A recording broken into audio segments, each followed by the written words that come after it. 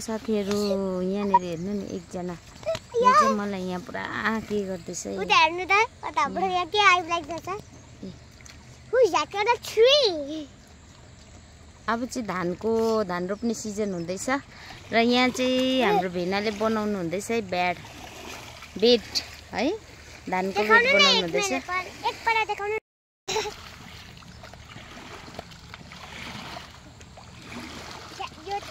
यो बकरीले त भेना अब यो रेडी भएको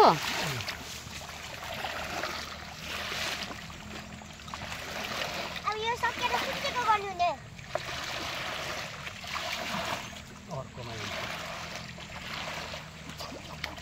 अब यति बनाएपछि चाहिँ यसलाई अब यो बना कति दिनमा छर्नुपर्छ धान बिउ अब यो बनाएकोमा अब भोलि बिउ भिजाउँछ आज सक्यो नि ब्याड बनाएपछि भोलि बिउ भिजाउनुपर्छ त्यहाँबाट बिउ छरेको कति महिनामा रोप्नुहुन्छ 2 महिना 2 महिना 1.5 महिना 2 महिना सम्ममा त्यहाँबाट चाहिँ हामी यो खेत रोप्छ है साथीहरु रोपेको म देखाउने छु तपाईहरुलाई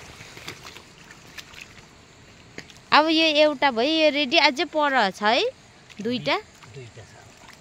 अब त्यो कतिखेर बनाउनु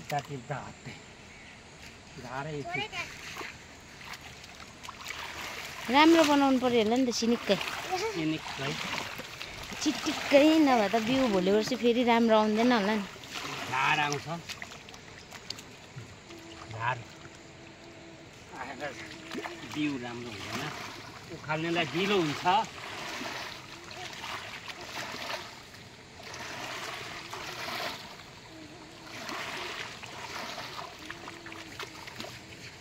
यो लाउनु हुँदै गरेको चाहिँ भेनाले फ्याउरी लाउनु भएको है फ्याउरी भेनाको हातमा चाहिँ फ्याउरी छ फ्याउरी चाहिँ लास्ट प्रोसेस हो लास्ट हो फ्याउरी लाएपछि चाहिँ सक्यो नि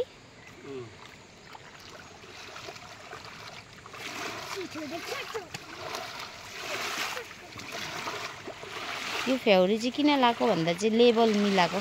बराबरी बनाएको बाख्रा हैन यो बाख्राको बच्चा किड्स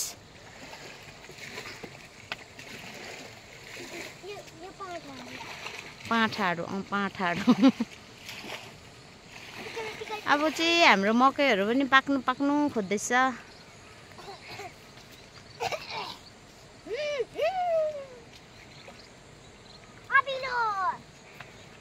हाम्रो छुट्टीमा आउटिङ चाहिँ यही हो खेतबारी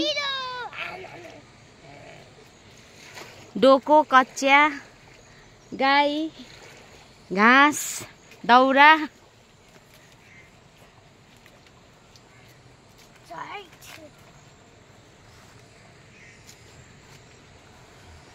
हामी जस्तोहरुको चाहिँ आउटिङ चाहिँ यस्तै हुन्छ यो मकै त त्यति राम्रो चाहिँ छैन है हाम्रो चाहिँ त्यति राम्रो चाहिँ भएन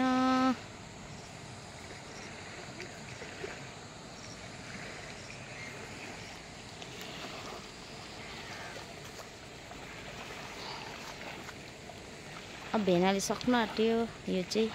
त्यहाँबाट पल्लो गर्नुहुन्छ होला पल्लो बनाउनुहुन्छ यो दुईटा गडामा चाहिँ बिउ राख्नु पर्छ यो सबै खेतको लागि यहाँ परदेखिको तलसम्म तलको घरदेखि उकालो माथि यति डल्लैसम्मको लागि हो यति बिउ चाहिँ मजा आउँछ अब खेत धानको सिजनमा धान रोप्नु ला उपर पनि कराउँदैछ बाख्रा